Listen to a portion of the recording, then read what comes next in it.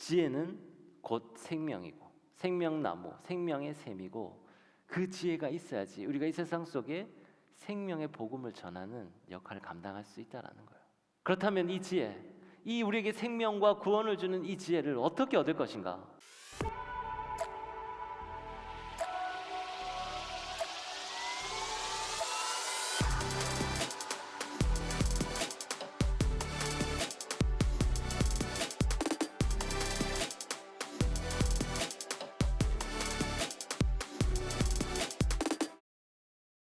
오늘은요, 지혜와 성령이 충만한 공동체라는 제목으로 말씀을 전하는 건데요. 지난주에 제가 빛의 이중성에 대해서 설명을 드렸습니다.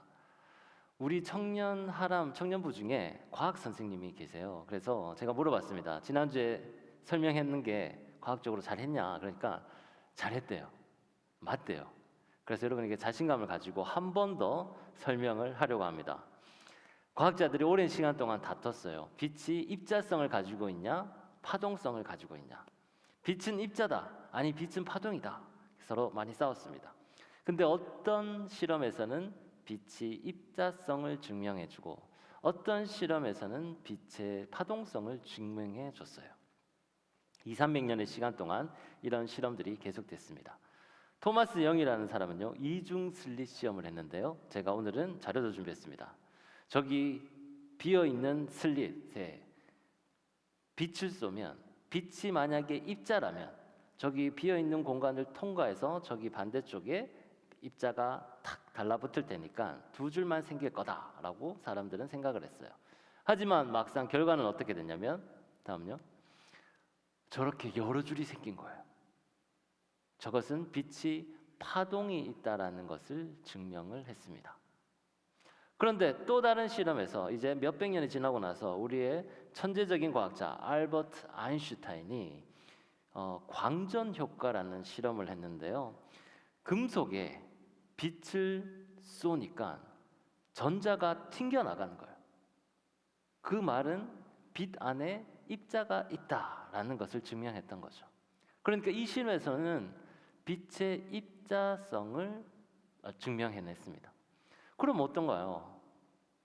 이제 현대에는 빛은 이중적인 성격을 가지고 있다라고 결론을 내린 거죠. 빛은 파동의 성격도 있고 입자의 성격도 있다라는 겁니다.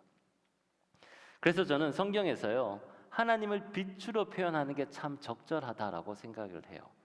말씀으로 오신 하나님, 그 빛이 우리에게 비춰지면요, 우리의 생각과 관절과 골수를 찔러 쪼갭니다. 우리에게 변화의 충격을 줘요. 빛의 입자가 우리를 때리는 것처럼 그렇게 빛으로 오신 하나님이 우리를 때리는 거예요. 우리 삶을 변화시키고 우리를 단단한 마음들을 쪼개는 겁니다. 오늘 찬양 가운데 빛의 이야기들이 많이 나왔었죠. 빛은 어둠을 밝히고 우리의 삶을 변화시키고 우리를 완전히 새롭게 합니다. 또한 성령은요, 이 세상 모든 만물, 모든 피조물의 신음소리를 들으시고 이것들을 구원하시고자 애쓴다라고 말씀하고 있어요. 형형색색의 빛으로 다양하게 우리를 찾아오시는 거죠. 때마다 돕는 은혜로 여러분의 상황과 환경에 맞게 돕고 은혜를 베푸시는 분, 그분이 바로 빛으로 오신 하나님이십니다. 그러니까 이 빛의 입자성, 화동성 이것들을 하나님은 다 가지고 계신 것 같아요. 요한복음은 이렇게 말씀합니다. 요한복음 1장 9절인데요. 참빛 곧 세상에 와서 각 사람에게 비치는 빛이 있었나니. 12절은요. 영접하는 자 곧 그 이름을 믿는 자들에게는 하나님의 자녀가 되는 권세를 주셨으니. 아멘. 빛으로 오신 예수님이 캄캄한 세상에 빛을 비춰주시고요, 새 희망을 주셨습니다. 그 빛 때문에 우리는 완전히 새로운 존재가 되었습니다.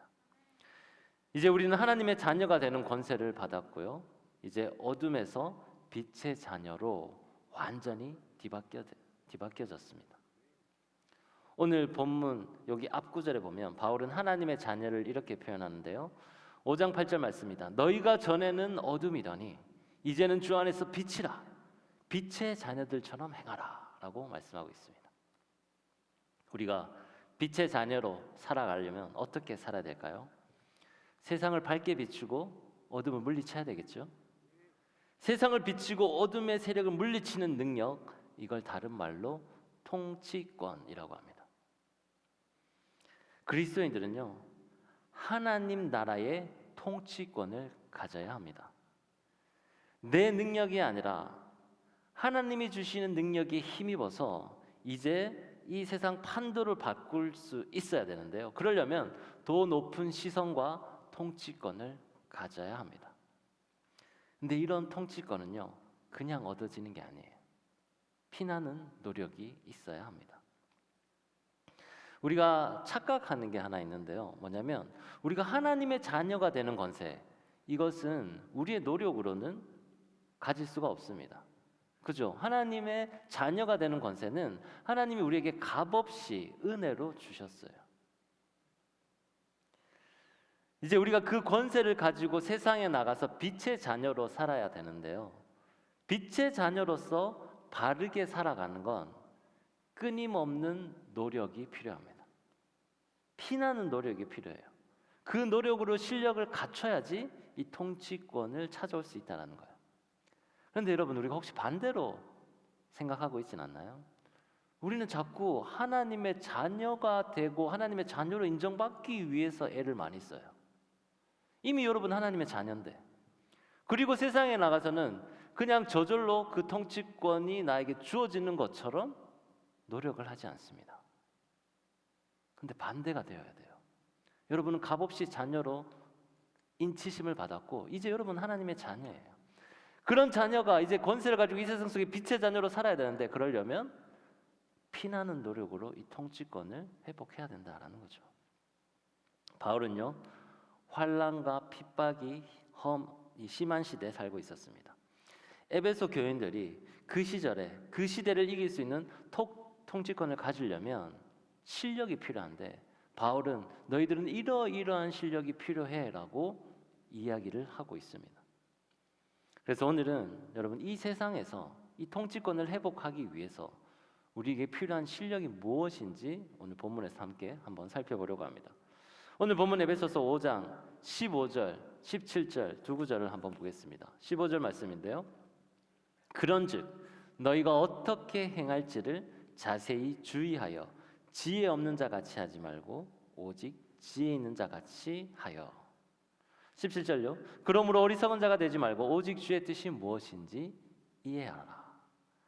바울은요, 지혜를 갖추라고 이야기하고 있습니다. 왜 우리가 지혜를 갖춰야 하는지 그 이유도 이야기해주고 있어요. 17절에 이렇게 이야기하죠. 어리석은 자가 되지 말고 오직 주의 뜻이 무엇인지 이해하기 위해, 주님의 뜻을 이해하기 위해 지혜를 가져야 된다라고 이야기하고 있습니다. 지혜를 갖추게 되면 하나님의 뜻을 이해할 수 있게 됩니다. 그리고 그 지혜는 우리에게 구원과 생명이 됩니다. 잠언은요, 이 지혜가 어떠한지 잘 설명해 주고 있는데 우리 함께 한번 읽어볼까요? 3장 18절 말씀입니다. 시작.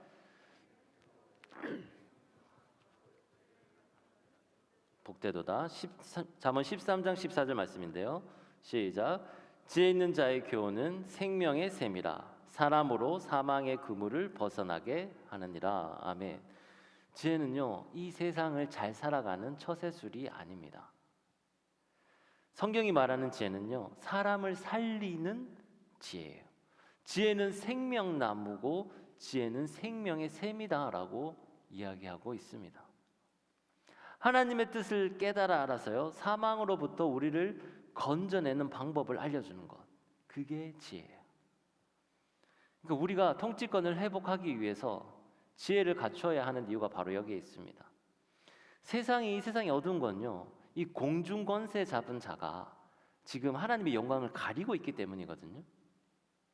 그렇다면 우리는 그 공중 권세 잡은 자와 싸워서 이겨내야 됩니다. 사람들은 참 생명을 빼앗겨 버렸어요. 우리는 그 생명을 회복해야 됩니다.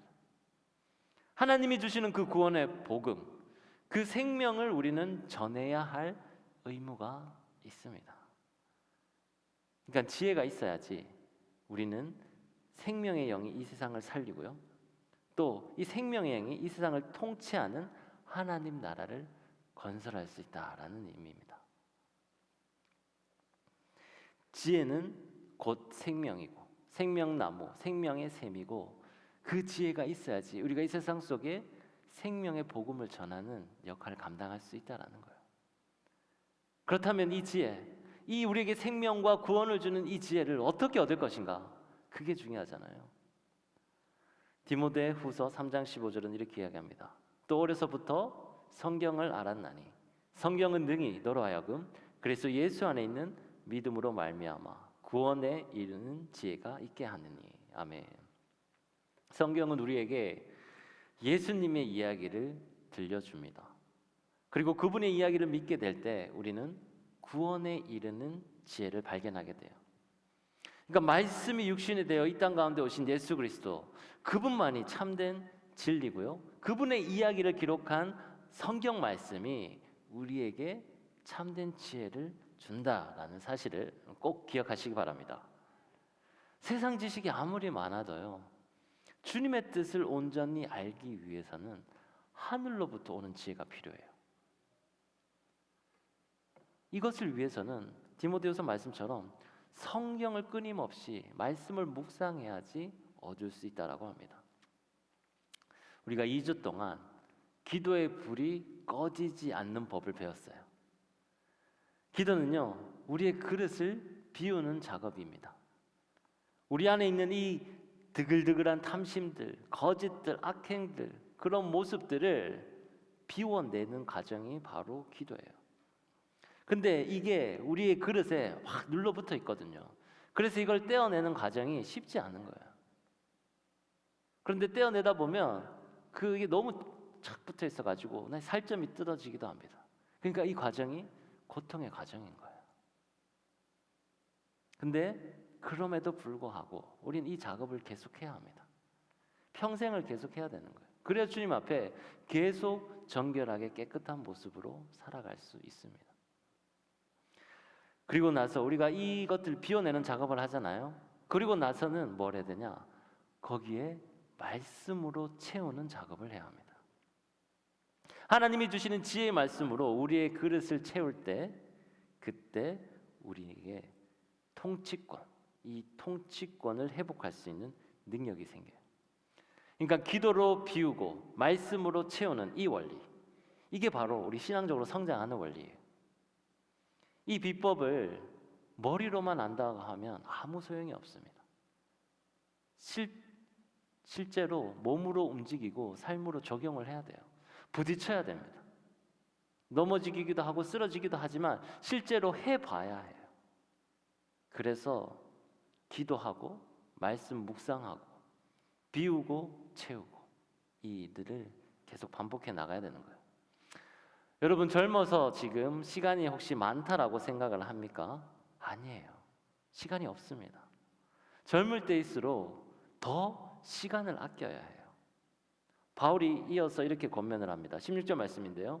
세월을 아끼라 때가 악하니라. 바울은요, 현 시대를 악하다고 평가하고 있습니다. 때가 악하다는 말은요, 에베소서 2장 2절에 그 의미가 자세하게 나오는데요. 에베소서 2장 2절을 함께 한번 읽어볼까요? 시작. 그때 너희는 그 가운데서 행하여 이 세상 풍조를 따르고 공중의 권세 잡은 자를 따랐으니 곧 지금 불순종의 아들들 가운데 역사하는 영이라. 아멘. 공중 권세 잡은 자는 바로 불순종의 아들 가운데 역사하는 악한 영이다라고 말하고 있습니다. 우리는 지금 하나님을 거스르는 악한 영이 통치하는 시대에 살고 있어요. 이렇게 악이 창궐하는 시기에 우리가 가만히 있으면 안 됩니다. 큰 악의 파도가 일어날 때 그때 우리 청년들이 그에 맞서는 방파제를, 선의 방파제를 건설해야 돼요. 악이 쓰나미처럼 밀려오고 있을 때 우리가 가만히 있으면 다 피해를 입게 되지만 여러분들이 연합하여 든든한 방파제를 만들면 우린 그걸 막을 수 있다는 거예요. 로마서에서 이야기합니다. 악에게 지지 말고 손으로 악을 이기라.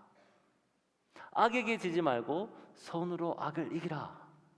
여러분 우리가 악을 이야기할 때 인간이 저지르는 나쁜 행동을 떠오르게 되잖아요. 거짓말, 음행, 시기, 도둑질, 살인 그런데 지금 우리가 당면하고 있는 이 현실은요, 쓰나미처럼 밀려오는 이 악의 큰 파도예요. 이 파도는요, 교회를 무너뜨리고 가정을 해체하고 또 우리에게 신앙을 잃어버리게 만듭니다. 여러분의 신앙을 잃어버리도록 만든다라는 거예요. 악이 엄청나게 커질 때 그것은 바로 악 그 자체인 사탄의 총공격이라고 생각해야 합니다. 그리고 그 악을 이기는 것은 바로 선 자체이신 하나님의 능력, 이것만이 가능할 줄 믿습니다. 하나님을 대적하는 이 사탄의 무리가 총체적인 공격을 우리에게 퍼부을 때 어떻게 해야 될까요?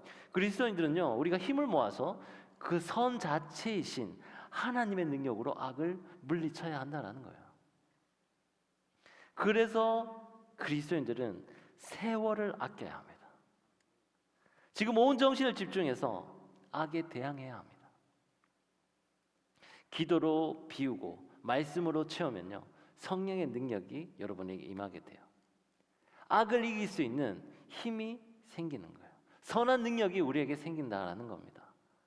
우리는 그 능력을 장착하기 위해서 지금 훈련하고 있는 거예요. 함께 성장해 나가고 있습니다. 여러분이 작은 파도에 가끔씩 넘어질 때가 있을 거예요. 실패할 때도 있습니다. 하지만 우리가 연합해서 큰 방파제를 만든다면, 우리가 그 방파제를 완성해 나간다면 어떤 파도가 밀려와도 우리는 분명히 그것을 막을 수 있을 줄 믿습니다. 성령의 연합은요, 여러분 한 사람 한 사람 모였을 때 더 큰 힘을 발휘하게 돼요. 여러분 오순절 성령 강림 사건 때 그때 그 다락방에, 지금 우리는 너무 넓은 곳에 있죠. 근데 120명이 안 되잖아요. 아주 좁은 다락방에 120명이 모였어요. 거기서 성령의 기름 부으심으로 성령을 받게 되니까 이 120명의 사람들을 통해서 2000년이 지난 온 세계에 복음이 전파되게 되었습니다. 연합해서 함께 있었을 때 그 힘을 받게 되고요. 그 힘이 이제 세상에 퍼져 나갔을 때 온 세계에 복음이 전파되게 되었다라는 거예요. 그렇기 때문에 하나님 나라의 통치권을 얻기 위해서 우리는 비우고 채우고 성령의 능력을 장착해야 됩니다. 오늘 말씀 이렇게 이야기해요. 18절 말씀인데요. 술 취하지 말라. 이는 방탕한 것이니 오직 성령으로 충만함을 받으라. 그냥 성령 충만하라라고 하면 될 텐데 왜 술 취하지 말고라는 말을 앞에다 두었을까요? 이렇게 대조해서 이야기를 풀어나갔을까요? 술을 마실 때 보면 우리가 여러 가지 이유들이 있습니다. 뭔가를 축하하기 위한 축하주도 있지만 보통은 뭔가 안 좋은 일이 생겼을 때, 스트레스를 받을 때, 뭔가 큰 시련을 당했을 때 그때 술을 찾는 경우가 많습니다. 술을 한 잔, 두 잔 마시다 보면 기분이 업이 되죠. 그래서 기쁜 나쁜 마음도 좀 누그러지고 복잡한 생각도 잊어버리게 됩니다. 그런데 우리 마음 가운데 이 비어있는 마음은요, 계속해서 뭔가를 더 채워달라고 해요. 술을 한두 잔 하면 해결되는 것 같지만 마음은 여전히 공허하고요, 한 잔 한 잔 더 하다가 술이 술을 먹는 그런 일이 생기게 됩니다. 원래 채우려던 그 마음, 내 안에 있던 어떤 그 공허함, 이걸 좀 채워보려고 했는데 그거는 채워지지도 않고 오히려 정신까지 잃어버리게 되는 거죠. 여러분 2년 전에 성탄 전야 예배 때 우리 청년부가 스킷 드라마를 했는데 여러분 혹시 기억나시나요? Everything이라는 스킷 드라마를 했는데 거기에 보면 하나님 인간을 창조하셨어요. 그 죄를 지으면서 하나님으로부터 점점 멀어지게 됩니다. 그래서 사탄은요, 인간을 끊임없이 유혹하는데 어떤 사탄은 돈으로 유혹하고 어떤 사탄은 술로 유혹하고 어떤 사탄은 두려움에 떨게 하면서 자살 충동을 일으키게 하면서 유혹을 하는 그런 스키 드라마였어요. 근데 마지막 장면, 예수님이 자신을 쫙 이렇게 모든 그 아픔들을 안으시면서 그 악의 세력들을 물리치는 그 장면이 참 감동적이었던 것 같아요. 그런데 이런 사탄의 유혹에 공통점이 있어요. 그게 뭐냐면 바로 사탄은 여러분을 속인다라는 거예요. 술로 빈 마음을 채울 수 있다라고 속이고요, 돈이 우리를 행복하게 만들 수 있다라고 속여요. 하나님과 우상을 동시에 섬길 수 있다라고 속입니다. 너는 아무것도 할 수 없는 존재야 라고 속삭이면서 속입니다. 그런데 주님은 우리에게 말씀하셔요. 속지 말라. 야고보서 1장 16절, 내 사랑하는 형제들아 속지 말라. 사랑하는 여러분, 사탄의 유혹에 속지 마시기 바랍니다. 악은 우리를 속입니다. 하나님을 아는 지혜보다 세상 지식이 널 더 높은 자리에 둘 거야. 여기서 공부하고 여기서 배우는 것보다 세상에서 더 잘 나가는 게 너를 구원해 줄 거라고 속입니다. 지금은 꽤 괜찮은 시기니까 좀 즐기면서 살라고 속입니다. 성령이 아닌 다른 걸로 너의 마음을 채울 수 있다라고 속입니다. 이에 속지 말고 악에게 지지 말고 오직 성령의 충만함을 받으시기를 주님의 이름으로 축원합니다.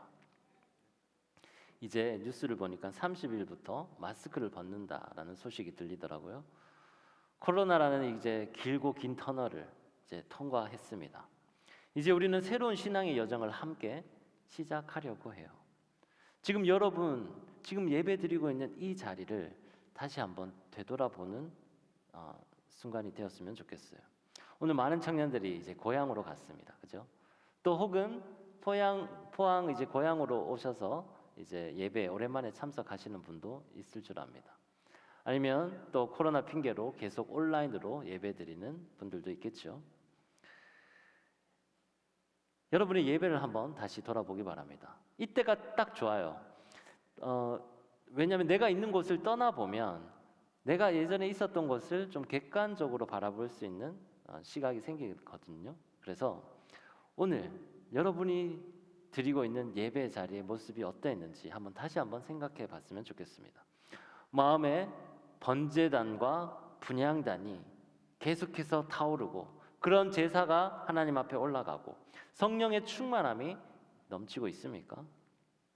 여러분을 계속해서 넘어뜨리려 하는 이 사탄의 유혹, 그 사탄의 유혹을 이길 만한 힘을 이 예배 가운데서 계속 받고 있습니까? 만약에 예스라고 대답할 수 있다면 여러분 그 예배의 자리, 은혜의 보좌 앞에 날마다 담대히 나아가고 그 자리를 끝까지 사수하시기 바랍니다. 하나님은 주님의 거룩한 보좌 앞에서 날마다 영광의 임재를 갈구하는 성도들에게 그에 합당한 은혜를 부어주셔요. 여러분이 그런 갈망함이 있다면 하나님께서 부어주신다는 거죠. 근데 여러분 만약에 여러분이 있는 그 예배 자리가 쉽게 예스라고 하지 못한다면 여러분 다시 그 예배 자리를 되돌아보고 이 순간 지금 빨리 즉시 주님 앞으로 다시 나오시기를 간절히 소망합니다. 우리에겐 시간이 없습니다. 세월을 아끼라고 이야기하고 있어요. 지금 때가 악한 시대예요. 우리는 함께 방파제를 건설해야 할 때입니다. 넘어지고 아파하고 슬퍼하고 있을 여유가 없습니다. 여러분은 충분히 그렇게 할 수 있는 힘과 능력이 있어요. 주님은 그런 능력과 힘이 있는 청년들을 우리 기쁨의 교회로 부르셨습니다. 에베소서는요 한 가지 특징이 있는데 그게 뭐냐면 이 편지에 이 에베소 교회에 대한 상황이 구체적으로 나와 있지 않은 거예요. 다른 편지는 각각의 교회의 구체적인 상황이 기록되어 있습니다. 고린도전서 같은 경우에는 성도가 죽은 후에 부활을 하냐 마냐 이런 논쟁이 있었고요. 또 우상에게 바쳐지는 음식을 먹어야 되나 말아야 되나 이런 논쟁들도 있었어요. 로마서에는요 이방 그리스도인들과 유대 그리스도인들의 서로 마찰이 있는 내용들이 있습니다. 골로새서는 거짓 선지자들이 교회에 침투해서 교회를 어렵게 하는 그런 내용들이 있어요. 근데 에베소서는 이런 정황을 알 수 있는 이야기가 하나도 없어요. 하지만 바울이 권면한 내용을 종합해서 살펴보면 이 편지를 받는 사람들, 이 편지의 수신인들이 어떤 사람인지 짐작할 수 있게 되는데요.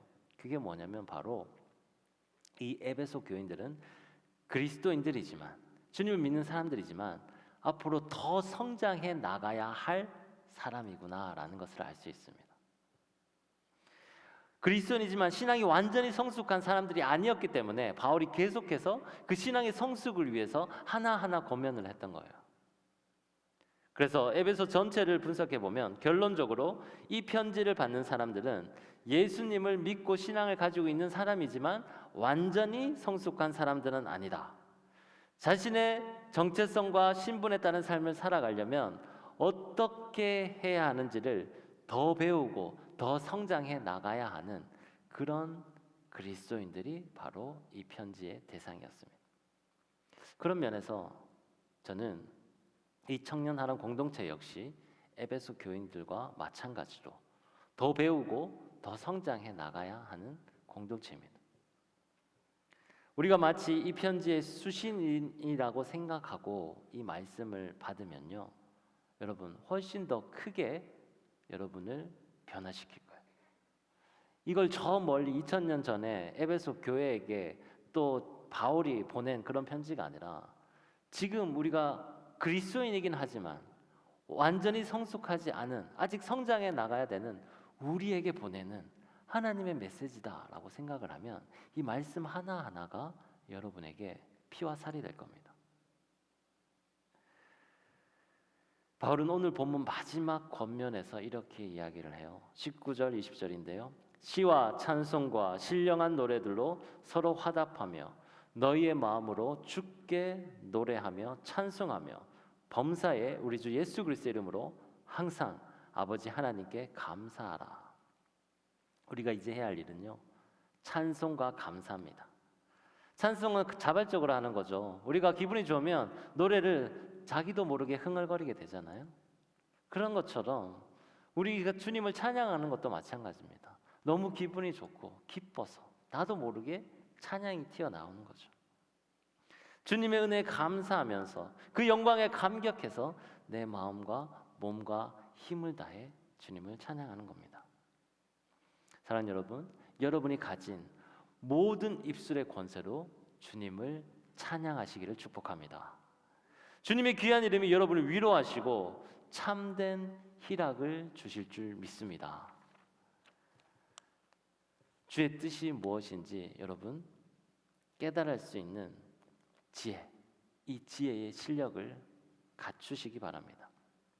이 악한 태를요, 제대로 분별하고 다른 데 마음을 빼앗기지 않고 세월을 아끼시기를 간절히 소망합니다. 다른 것이 아니라 오직 성령의 충만함으로 마음을 채우는 우리 하람 공동체가 되기를 주님의 이름으로 축원합니다. 여러분, 바울은 여러분에게 계속해서 권면하고 있어요. 지혜를 갖추라. 그 지혜로 이 세상 속에 생명을 전해주어라.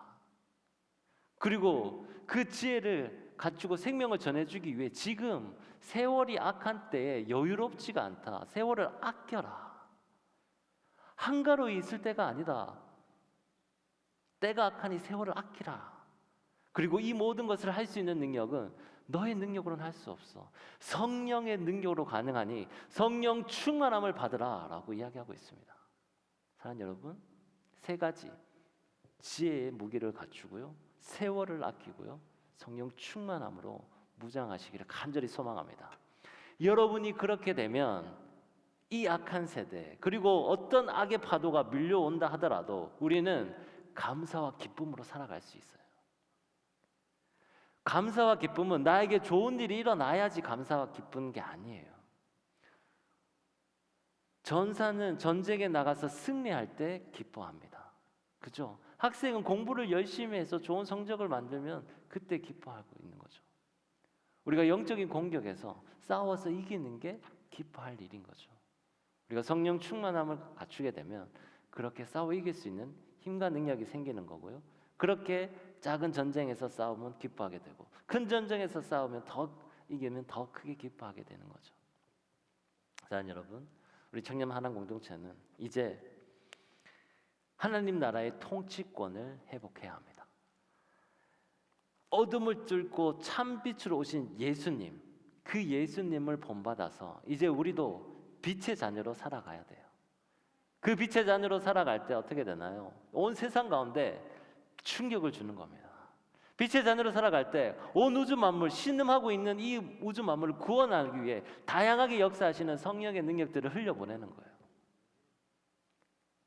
그런 빛의 자녀로서의 역할을 감당하는 저와 여러분이 되시기를 주님의 이름으로 축원합니다. 기도하겠습니다. 하나님 아버지, 우리 청년 하람 공동체가 지혜와 성령이 충만한 공동체가 되기를 소망합니다. 이 시대가 악하기 때문에 세월을 아끼라라고 권면한 우리 바울처럼 우리 청년 하람 공동체 모두가 다 나에게 주어진 사명들을 잘 감당하기 위해 끊임없이 노력하는 자가 되게 도와주시옵소서. 이 세상 속에 빛의 자녀로 살기 위한 노력들을 멈추지 않게 도와주시고, 그리하여 우리가 함께 연합하여 이 거대한 악의 쓰나미에서 선으로 방파제를 세우고 악을 이겨내는 저희들 되도록 도와주시옵소서. 예수 그리스도 이름으로 기도드립니다. 아멘. 우리 함께 일어나서 결단의 찬양 하나님께 올려드리겠습니다.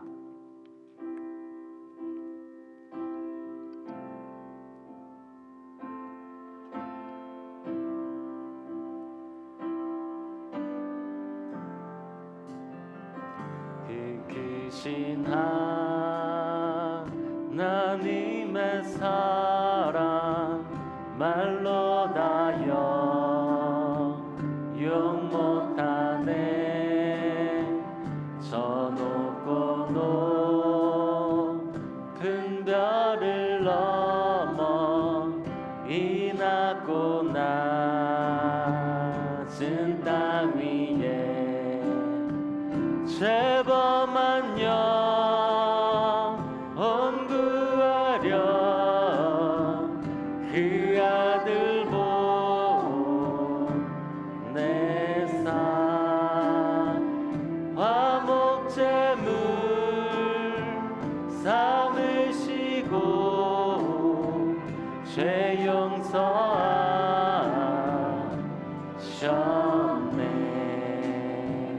하나님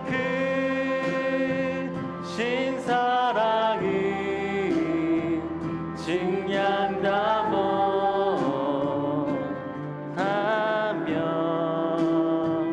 영원히 변치 않는 사랑 성도여 찬양. 하늘을 두루마리 하늘을 두루마리 삼고 바다를 물 삼아도 안 없는 하나님의 사랑 다 기록할 수 없겠네. 하나님의 크신 사랑 그 없이 닿았을까. 저 하늘로 이사도 채우지 못하니. 하나님 크신 사랑은 증량다 못하는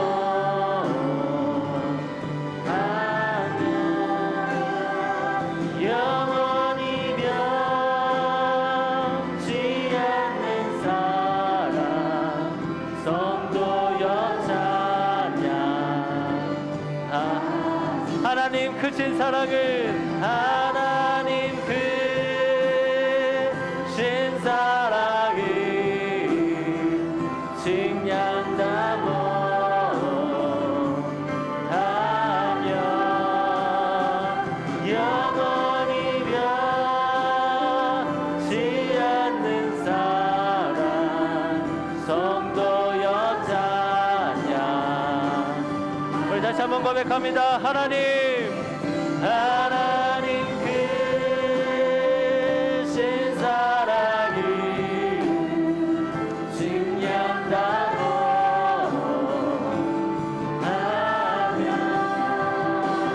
영원히 변치 않는 사랑 성도여 찬양. 그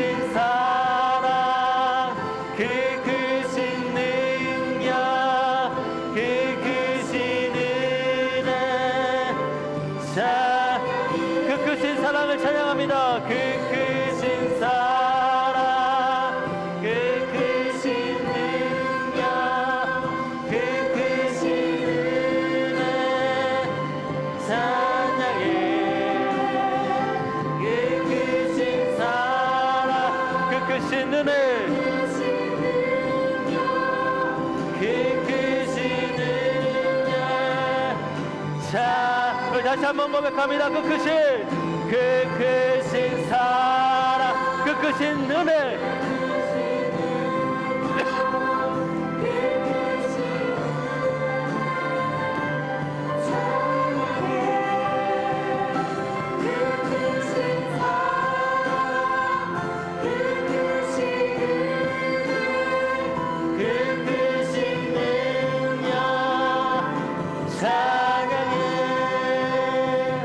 우리 함께 기도할 때, 주님, 이제 우리가 빛의 자녀로 나아가기를 소원합니다. 이 세상을 환하게 밝히고 이 세상에 변화를 주고 이 세상 모든 만물에게 구원의 복음을 소식을 전하는 놀라운 빛의 자녀들이 되게 도와주시옵소서. 주여, 우리를 사용하소서. 우리를 채워주시고 우리를 비워주게 하시고 말씀을 우리를 새롭게 하여 주시옵소서. 주여, 한 번 부르고 기도합니다. 주여,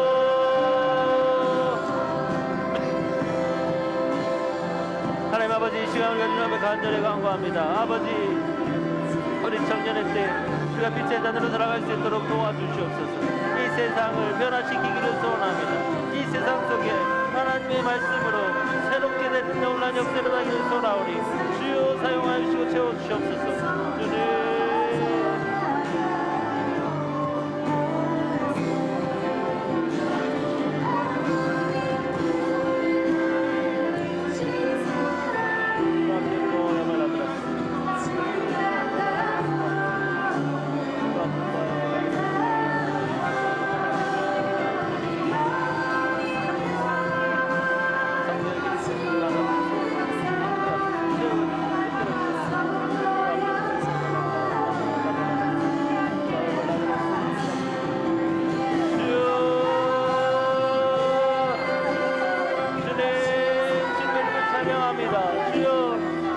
앞에 나가게 하소서. 영적 전쟁 승리하게 하여 주시옵소서.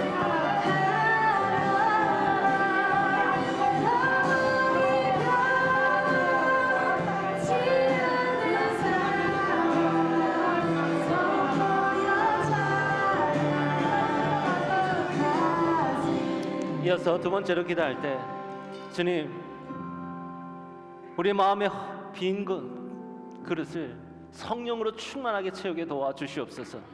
세상 헛된 것으로 채우려는 어리석은 짓 하지 않도록 도와주시옵소서. 우리 마음에 있는 탐심을 다 뜯어내고 온전히 말씀으로 채우기를 소원합니다.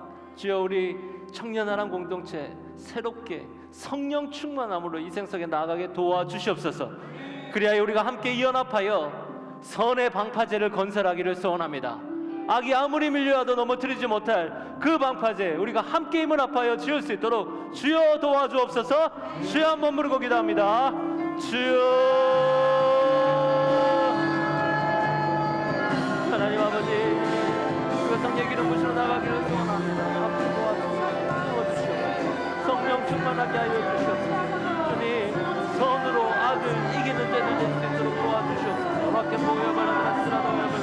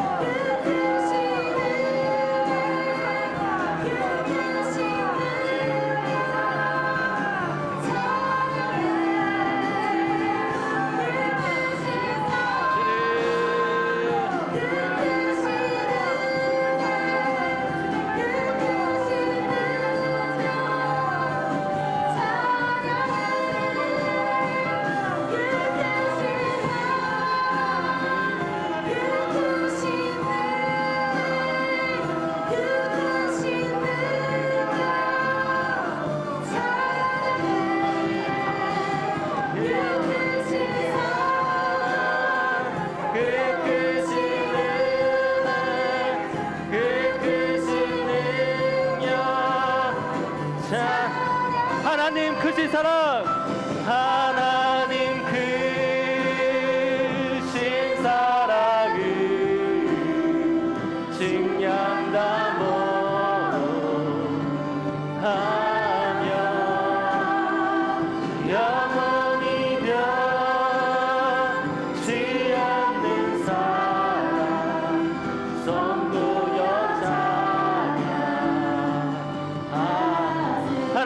크신 하나님 크신 사랑을 증량하며 하며 영원히며 취하는 사랑 성도여 찬양하세. 하나님 아버지, 이 시간 우리가 결단하며 나아갑니다. 이제 더는 세상의 허망한 것으로 우리 것을 채우지 않게 도와주시옵소서. 오로지 하늘에 주시는 그 지혜의 무기를 장착하기를 소망합니다. 주님, 성령의 거룩함으로 충만해지기를 소원합니다. 주여, 우리 모든 하나님 공동체들이 성령 충만함으로 살아가게 도와주시옵소서. 이 세상 가운데 악과 싸울 때 하나님의 선한 능력을 장착하여 그 힘으로 큰 방파제로 막아낼 수 있도록 도와주시옵소서. 이를 위해 우리가 가진 각자의 달란트를 서로 연합하고 연결되기를 소원합니다. 주님, 우리가 주 안에서 하나가 되게 도와주시옵소서. 이제 이 세상 속에 악한 시대에 우리가 나아갈 때 주님, 결코 넘어지지 않게 도와주시고 날마다 주님과 동행하며 승리하는 삶 살아갈 수 있도록 축복하여 주시옵소서. 우리 주 예수 그리스도 이름으로 기도드리옵나이다. 아멘.